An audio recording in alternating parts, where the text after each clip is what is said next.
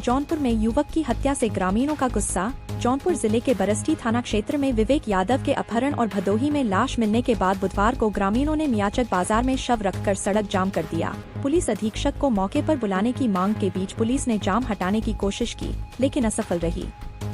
लाठीचार्ज के बाद स्थिति बिगड़ गई और ग्रामीणों ने पुलिस पर पथराव कर दिया, जिसके चलते पुलिस को मौके से हटना पड़ा।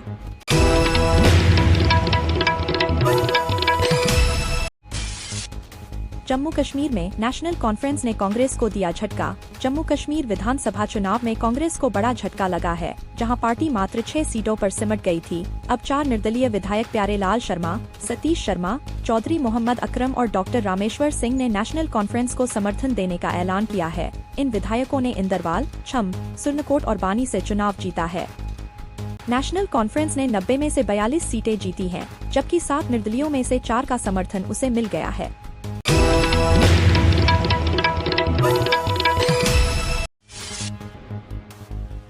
इरफान सोलंकी की पत्नी नसीम सोलंकी बनी सपा प्रत्याशी। समाजवादी पार्टी ने सीसामो उपचुनाव के लिए इरफान सोलंकी की पत्नी नसीम सोलंकी को प्रत्याशी बनाया है। नसीम ने पार्टी के फैसले पर भावुक होते हुए कहा कि यह खुशी का नहीं बल्कि संघर्ष का मौका है। उन्होंने कहा कि पार्टी और जनता की उम्मीदों पर खरा उतरने के लिए वह पूरी मेहनत करेंगी। मंगलवार को महाराजगंज जेल में इरफान सोलंकी से मुलाकात के बाद उन्होंने प्रत्याशी बनने का निर्णय लिया।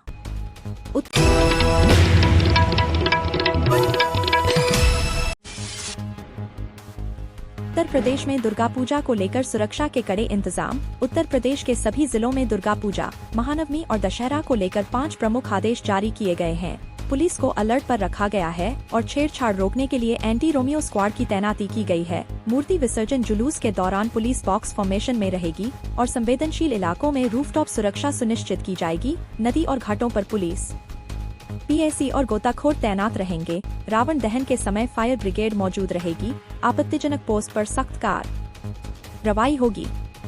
अखिलेश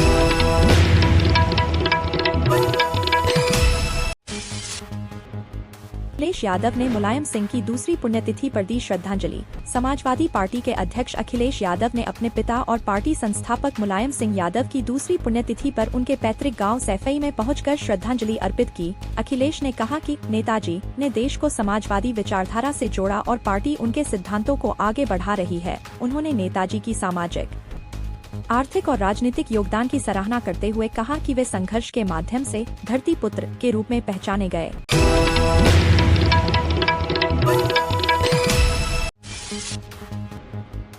यूपी के परिषदीय विद्यालयों में शारीरिक दंड पर रोक। यूपी सरकार ने परिषदीय विद्यालयों में बच्चों को शारीरिक दंड देने पर सख्त आदेश जारी किया है। महानिदेशक बेसिक शिक्षा कंचन वर्मा के निर्देशानुसार शिक्षक अब बच्चों को शारीरिक रूप से सजा नहीं दे सकेंगे। आदेश के तहत बच्चों को पिटाई, डांट या किसी भी तरह की मानसिक और शारीरिक प्रताड़ना से बचाया जाएगा। यदि किसी शिक्षक द्वारा नियमों का उल्लंघन किया जाता है तो उसके खिलाफ कड़ी कार्रवाई की जाएगी।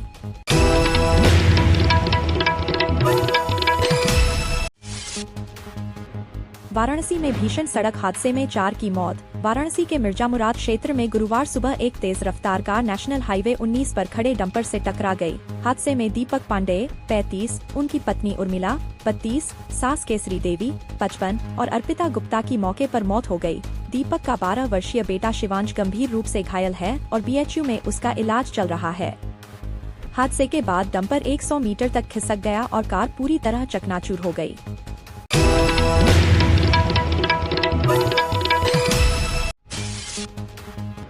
पूर्व विधायक बलराज कुंडू ने बेटियों की मुफ्त बस सेवा की बंद। हरियाणा के रोहतक जिले के महम से पूर्व विधायक बलराज कुंडू ने चुनाव हारने के बाद बेटियों के लिए चलाई जा रही 18 मुफ्त बसों की सेवा बंद कर दी है। कुंडू का कहना है कि अब नए विधायक इस सेवा को जारी रखें। समर्थकों के साथ बैठक में हार पर चर्चा करते हुए उन्होंने कहा कि समाज सेवा के बावजूद लोगों ने उन्हें वोट नहीं दिया। यह बसें महम से रोहतक के स्कूल, कॉलेज और विश्वविद्यालयों तक बेटियों को ले जाती थीं।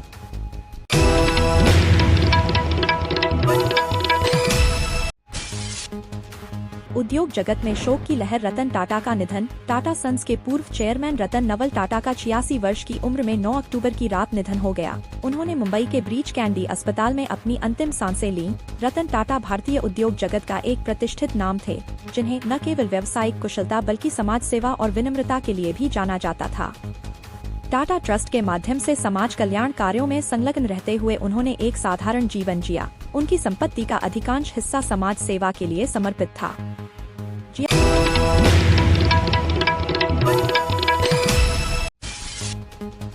जियाउल हक हत्याकांड में 10 दोषियों को उम्र कैद। प्रतापगढ़ के जियाउल हक हत्याकांड में सीबीआई कोर्ट ने सभी 10 दोषियों को उम्र कैद की सजा सुनाई।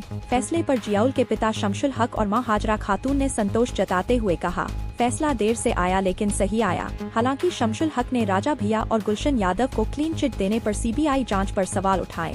उन्होंने आरोप लगाया कि ये दोनों मुख्य साजिशकर्ता थे, जिनसे उनके बेटे की हत्या की साजिश रची गई थी।